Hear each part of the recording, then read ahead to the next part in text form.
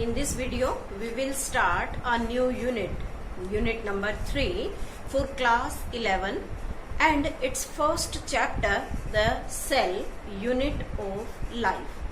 This chapter based on different types of cells, prokaryotic, eukaryotic, unicellular and multicellular organisms, as well as the cells, what type of functions cells perform in our body, and in unicellular organism how the cell perform its normal function, or you can say the metabolic activity. So let me start first of all with the introduction. What is the cell, what is its function, and so on. So first we are taking here cell. It is known as structural and functional unit of life. Means all the organisms are made up of cell, and each function of our body is performed by different cells present in our body. Based on number of cell, we can classify the organism into two categories. First category, we can say them unicellular organism, and second we can say them multicellular organism. Means these are two different types of organism. Unicellular organism, which made up of only one cell, in which only one cell is present, and this cell perform all the body function. And the multicellular organism made up of many cells, and all these cells together forms the tissue forms the organ, and organ mixed together to form the organ system. So in the multicellular organism, all level of organizations are present, but in unicellular organism only the one cell is present, and this one cell can perform its all function. Now after that we can study about the discovery of the cell. Discovery of cell. As you know, and we had learned about the discovery of the cell in the lower classes, that the cell first of all discovered by Robert Hooke, and Robert Hooke discovered a dead cell, and this dead cell is devoid of protoplasm,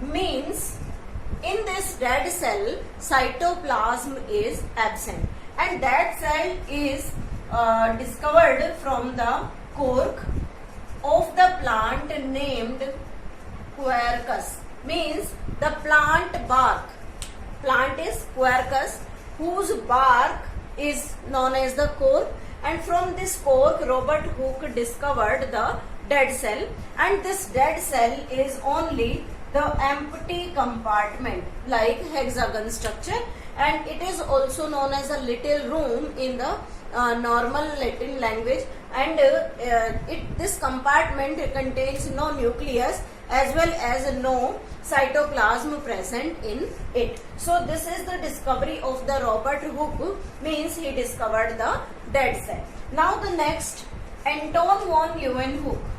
Anton von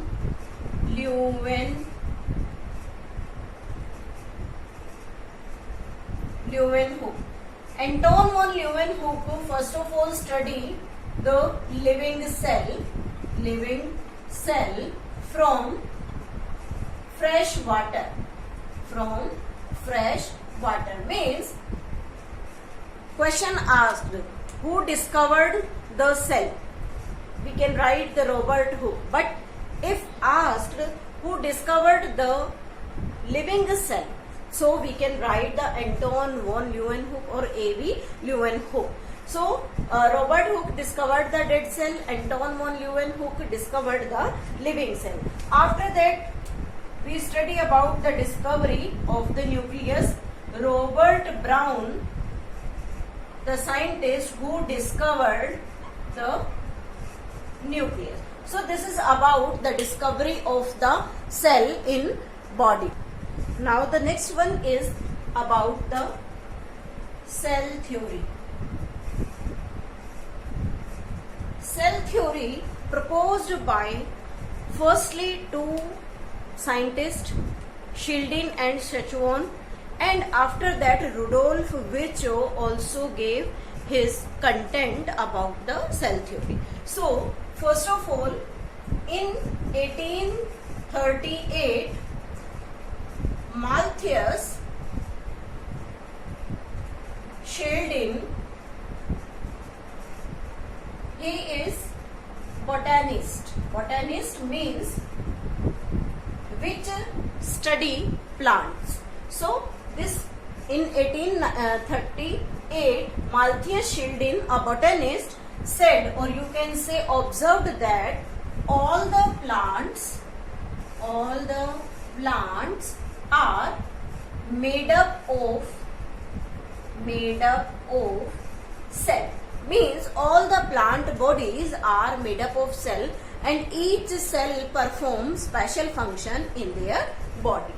After that, in 1839, Theodore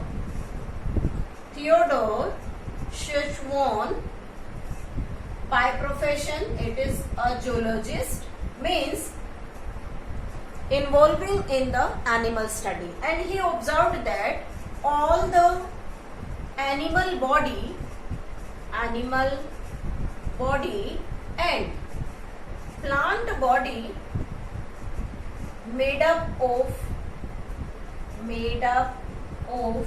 cell. And after studying all these context, he said that all organisms made up of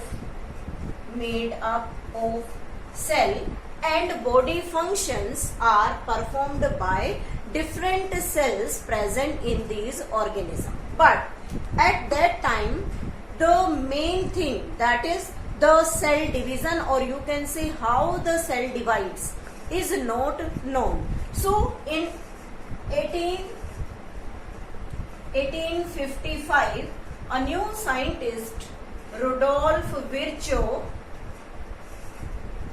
gave his observation about cell division, means how the cells divide and forms the new cell, means how new cells formed. This is given by the Rudolf Virchow. So when we compile all these 3 points, means all the plants are made up of cell, we can say all the organisms are made up of cell, but at that time the theory is incomplete. But when the Rudolf Virchow gave his observation, so about the cell division, then it become clear that how the cells formed. So we can write the cells formed from pre-existing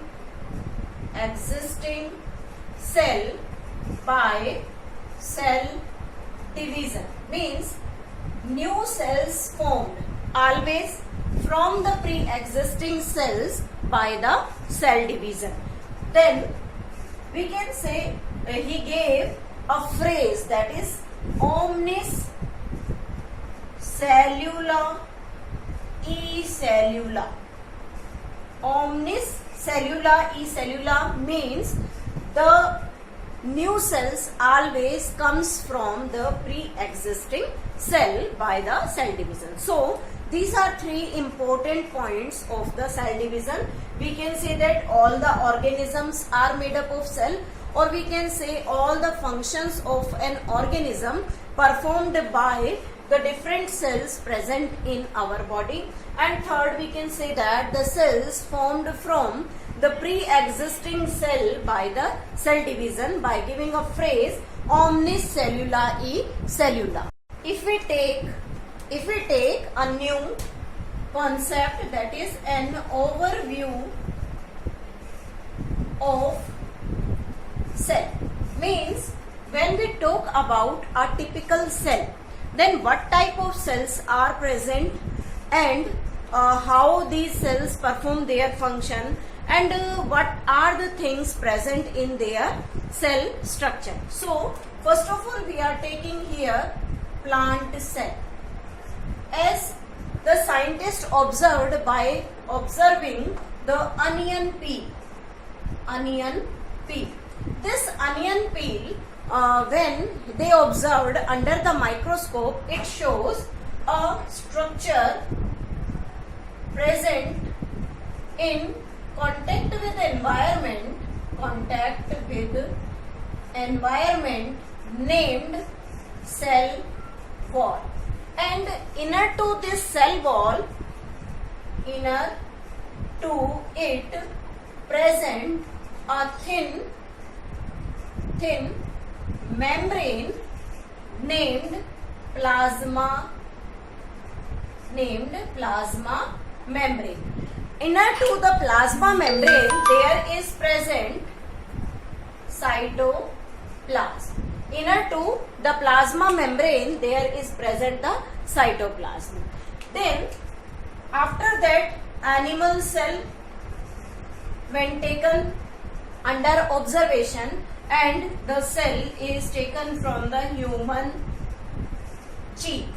When human cheek cell taken under observation, then they studied only the thin plasma membrane is present outside the cell, and inner to this plasma membrane there is present cytoplasm.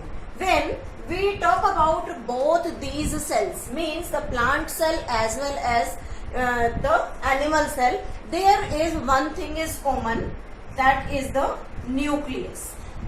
This nucleus is the membrane bound cell organelle that exist always in the cytoplasm.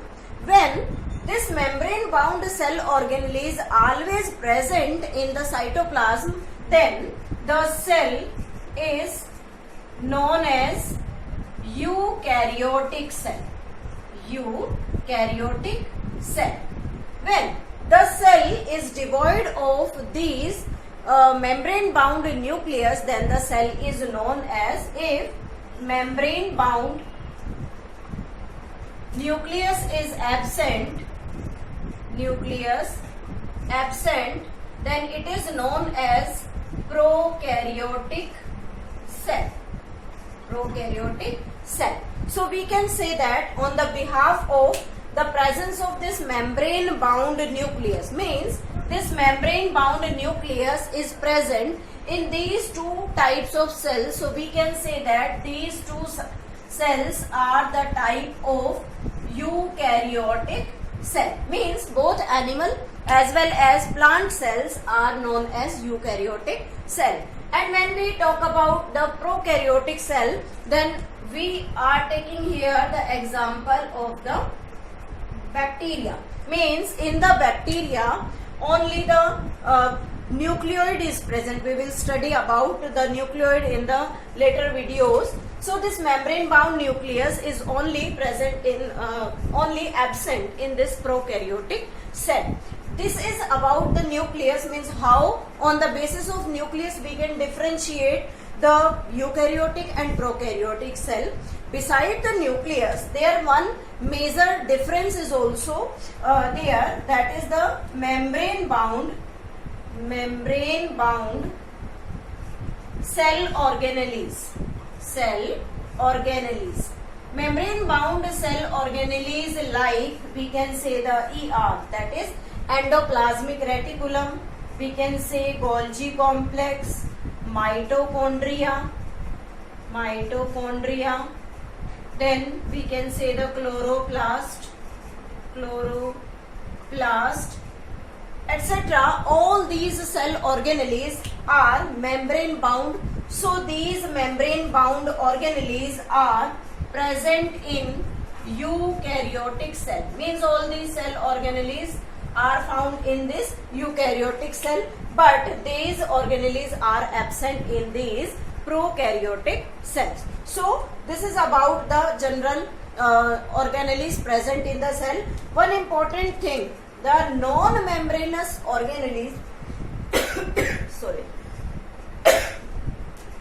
non-membranous organelle, if we take this non-membranous organelle is ribosome. Important thing is there, ribosome. It also exists in plant cell, animal cell, as well as in prokaryotic cell. So this ribosome is associated with ER in rough endoplasmic reticulum, also present in mitochondria, also present in chloroplast, and also present in prokaryotic cell. So this is the non-membranous organelle, also present in eukaryotic as well as the prokaryotic. Animal cell also contains a non-membranous organelle, that is named as centriole. This is important. This centriole is only found in animal cell and it is absent in plant cell. So this centriole helps in cell division. This is the non-membranous organelle, only exist in this animal cell, not found in the plant cell as well as in the prokaryotic cell. So this is all about the overview of the cell, means which type of cell organelles, which type of nucleus present in different eukaryotic as well as in the prokaryotic cell, and what type of the membrane bound organelles or non-membranous organelles found in both two different types of cell. In the next video, we will study about the cell structure, its shape and different contents.